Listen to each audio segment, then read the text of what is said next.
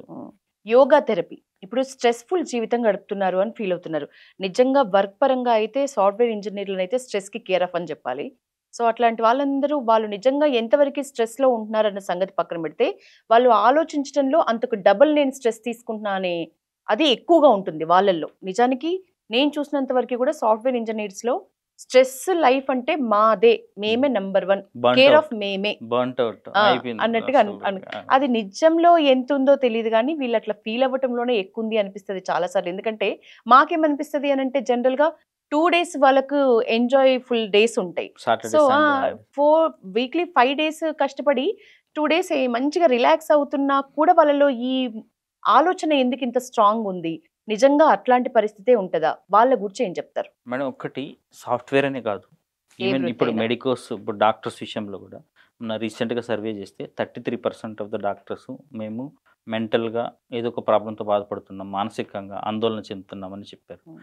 అయితే మనం ఇక్కడ ఒకటి అర్థం చేసుకోవాల్సిందేందంటే మనిషి కెపాసిటీ ఏదైతే ఉందో అందులో మనం ఉపయోగిస్తున్నది హ్మ్. అంటే మేధస్సులో మనం ఉపయోగించుకుంటున్నది 5% కంటే తక్కువ. హ్మ్. పెద్ద పెద్ద సైంటిస్టులు ఐన్‌స్టీన్, న్యూటన్ ఇట్లాంటి వాళ్ళందరూ కూడా 5% ఉపయోగించుకున్నారు. మనం వాడేది లెస్ థాన్ 1%. ఓకే. సో, మన కెపాసిటీ మనం తెలుసుకోకుండా ఎవరైనా కూడా కానీ అనవసరంగా ఈ బర్న్‌ట్ ఔట్ ఫీలింగు, హ్మ్. ఈ అలసిపోవడం అనేది జరుగుతుంది. సెకండ్ థింగ్ మీరు యోగా థెరపీ అని అన్నారు అవును. కదా మేడం.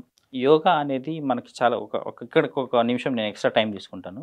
యోగాలో మనకున్న కన్సెప్షన్ ఏందంటే యోగా అంటే ఆసనాలు అవును. మెయిన్‌గా ఆసనాలు అన్నట్టు అంతే. కాదు. హ్మ్. అంటే ఇది చాలా యోగిక్ లైఫ్ అనేది ఓకే.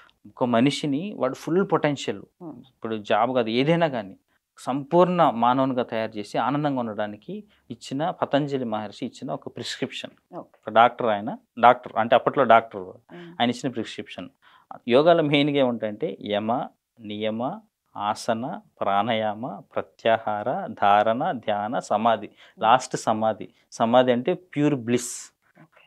అది ఆడికి రీచ్ అయితాం ఇవన్నీ పాటిస్తే. ఒక్కొక్కటి. అందులో ఆసనం ఒక్కటి. హ్మ్. సో, యమ నియమాల్లో ఇవన్నీ వస్తది. మన హ్మ్. Life style modification. Okay. So, మనం నిద్ర ఎంతసేపు పోవాలి? ఏం తినాలి? హ్మ్. ఎలాంటి ఆలోచనలుండాలి? ఎలాంటి ఫ్రెండ్స్ సర్కిల్ ఉండాలి? మనం ఏది గోల్‌గా పెట్టుకోవాలి? సో, మ్యారేజ్‌లో గూడా ఏదైనా గానీ ధర్మ, అర్థ, కామ, మోక్షం. మోక్షం. అల్టిమేట్‌గా పర్పస్ ఆఫ్ మ్యారేజ్ పిల్లలు పుట్టడం కోసమో, లేకపోతే ఒక కంపెనీ గావాలి నాకు. హ్మ్. నేను ఒంటరిగా ఉండలేను. ఇది అంతా కాదు. హ్మ్. మోక్షం అంటే అల్టిమేట్ ఆనందం కోసం. ఓకే. సో, ఇది పర్పస్ తెలియకపోవడం వల్లనే చంపుకుంటున్నాం అసలు. హ్మ్. వాళ్ళని డిలీట్ ఎందుకు మీరన్నారు ఎందుకు డిలీట్ చేస్తున్నారంటే, ఇప్పుడు వీళ్ళకి పర్పస్ తెలీదు. హ్మ్. అందుకనే ఇప్పుడు ప్రీ మ్యారిటల్ కౌన్సెలింగ్ అవును. అవసరం. అడల్ట్స్ అందరికి కూడా ప్రీ మ్యారిటల్ కౌన్సెలింగ్, హ్మ్. ప్రీ కన్సెప్షనల్ కౌన్సెలింగ్ అవసరం. హ్మ్. ప్రెగ్నెన్సీ అప్పుడు కూడా కౌన్సెలింగ్ అవసరం. హ్మ్. ఇంక ప్రెగ్నెన్సీలో సైకియాట్రిక్ ఇల్‌నెస్‌లు కూడా చాలా విపరీతంగా పెరుగుతున్నాయి. ఓకే. ప్రెగ్నెన్సీ, పోస్ట్ డెలివరీ కూడా. ఓకే.